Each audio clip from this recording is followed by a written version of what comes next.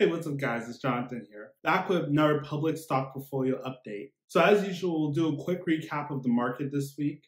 We'll do a recap of the moves that I made in the public account, and we'll also go over how the positions in the public account are doing, as well as give you a quick recap on what's going on with the AMC challenge, and important things to watch out for next week. And then if you stay till the end, there's a couple things I want to talk about when it comes to day trading. You'll actually hear a funny story I had about day trading. So if you're interested, watch this video till the end, hit the like and subscribe button. So let's get right into it. So to recap what happened in the market this week, it was a pretty consistent week. So the market moved up very sharply on Monday and Tuesday, and that swing to the upside started to flatten out a little bit more starting Wednesday all the way till the end of the week.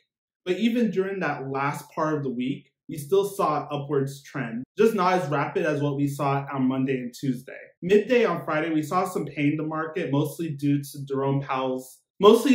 speech that he gave at that time. And we'll talk a little bit more about the details of what he said later on in this video. But overall for the week, the market was up about 2%. So now to give you a recap on some of the moves we made in the public account. So right now, some of my favorite stocks are starting to get a little bit more on the pricey end. I just recently got my account approved for crypto trading on public. Even if I gotten approved for crypto a lot sooner, I probably wouldn't buy any right now, as I feel like this isn't the most optimal time to buy some of my favorite cryptocurrencies. So on Friday, just like what I did the Friday before that, I just put all $10 into VTI. And I bought VTI around $234 a share. And like I've said before, that I consider this to be a little piggy bank that I have, that if I wanted to break open and buy some stocks, I could always use that money. So don't be surprised in the future if I do decide to sell off this position at some point and buy something else. So now let's go into my iPad. I'll give you a recap of how the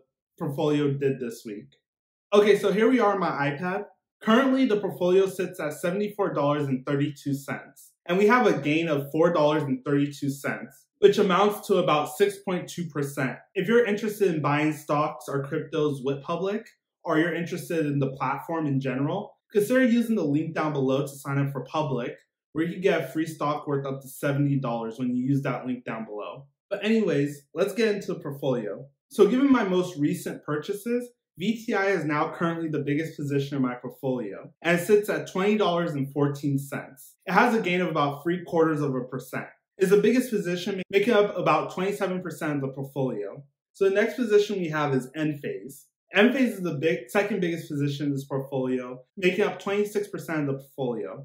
And currently our position in it sits at $19.38. So far it has a gain of $2.38, or about 14%. So this stock is doing really good right now. So the next position we have is Tesla. And Tesla has absolutely blown it out of the water recently. It's currently sitting at $12.35 and has a gain of $2.35.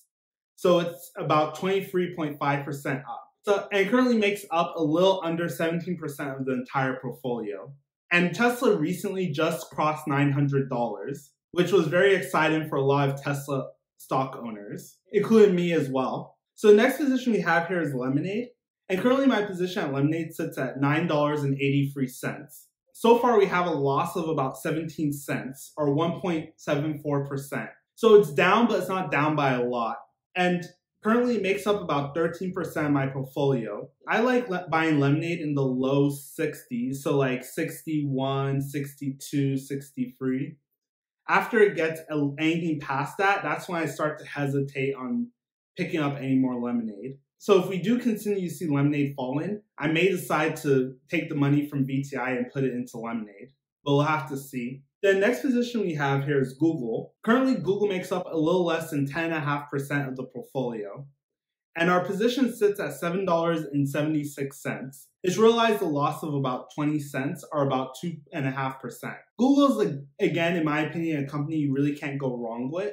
Right now, I don't think it's the most optimal time to buy it, so I'm going to kind of hold off. And we may see a big drop in this company depending on how earnings go.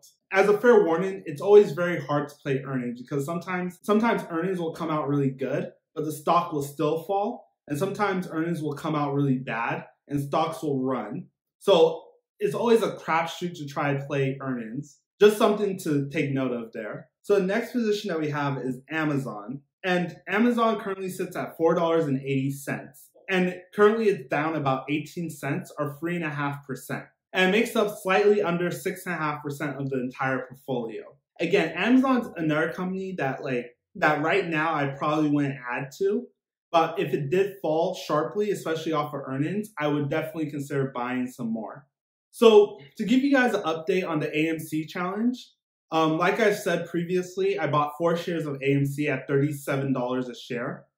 Currently, AMC is sitting at $6.90. So it's down about 0.25% or 40 cents in total. And like I've said before, I do plan on holding this position until at least the end of the year. Let's hope that AMC gets on an upswing like it did last week. And now since we're talking about, and since we're on the topic of momentum trading or trading, and while we're on the topic of social trading, I wanted to give you guys a little talk about day trading. Some of you guys may have heard about the stocks DWAC and PHUN, PHUN. These were both stocks that were huge momentum plays on Thursday and Friday. And for me, and for those of you guys who don't know, DWAC is a SPAC that plans on picking up Truth Social Media.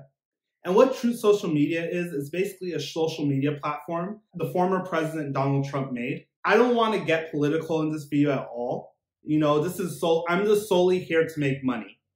So let's just make that clear.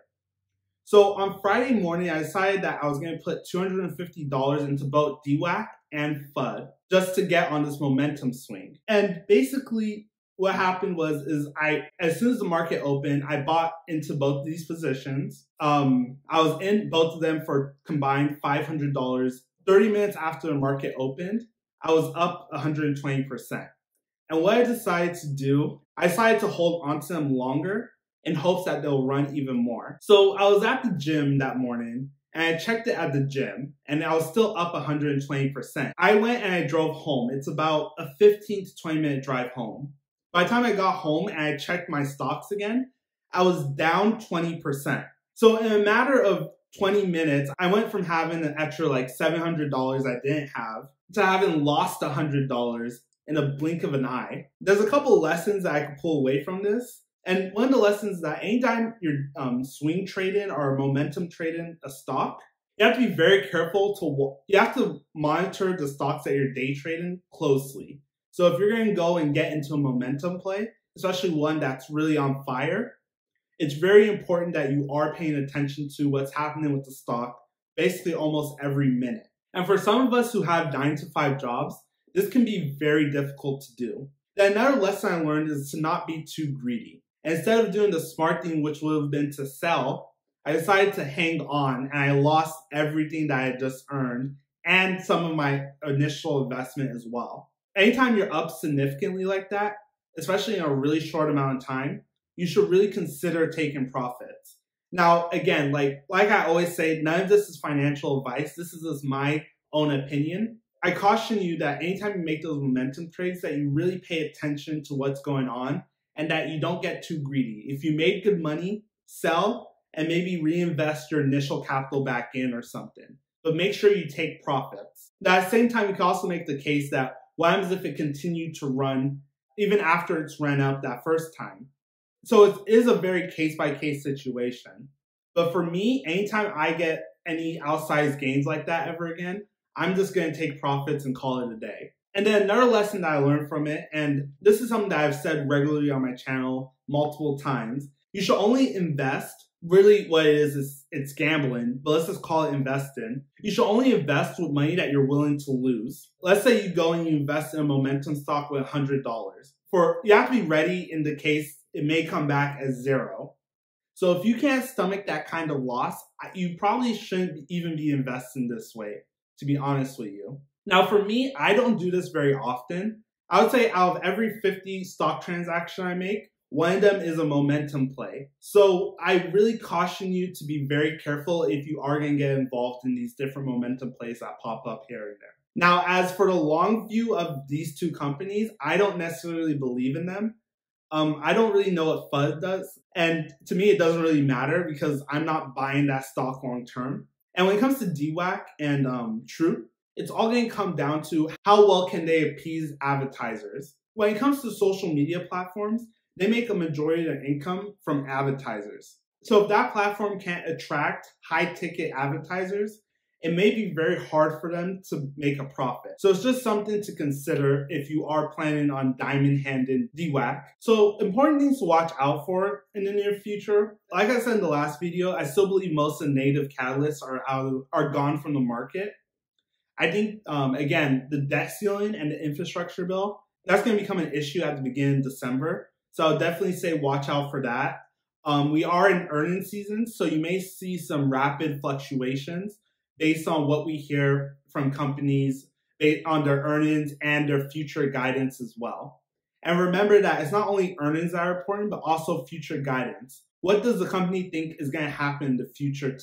That's very important to pay attention to as well. Another thing that you should watch out for, and then like I said last week as well, another thing to watch out for is the FOMC meeting in the beginning of November. That'll give us a really good idea of what the Fed is thinking. So definitely, I would say watch out for that and any news that comes from that. Jerome Powell did speak on Friday, and he did discuss a couple things about inflation. He did say that the inflation that we are seeing today is a lot higher than what the Fed expected us to see. But given that their overall goal is to have 2 to 3% inflation over the long term, they're not necessarily worried about where inflation stands as of now. He did say that the Fed is planning on starting to taper the purchase of bonds and mortgage-backed securities in November. They plan to end the tapering process somewhere in mid-2022.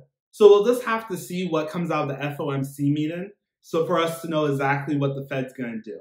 So that's pretty much it for this video. If you guys enjoyed this video, please like, share, and subscribe.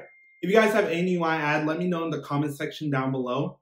If you're interested in Public, check out the link in the description for Public, where you can get stock all the way up to $70. And who doesn't like free money? That's pretty much it for this time. I'll catch you guys later.